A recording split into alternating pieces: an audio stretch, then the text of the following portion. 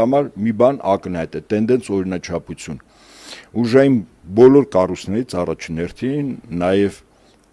տնտեսության մյուս կարևորագույն ոլորտներ, նախարարությունները որպես կառավարող օղակներ դուրս է դրվում հիմնականում միջին ավագ սերունդը, որոնք կրթություն են ստացել, անցել են վերապատրաստում փորձ Ռուսաստանից, բոլորին դուրս է դրվելու եւ փոխանցվելու են անձինք, որոնք հիմնականում Հայաստանից եթե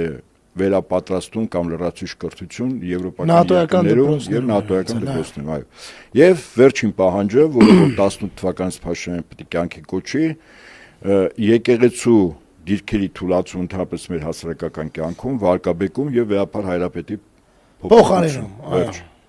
18 թվականից այս խնդիրն են կատարում։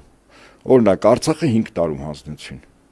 Հիմա այս էներգետիկի հետ կապված սրանք ավելի արագացված են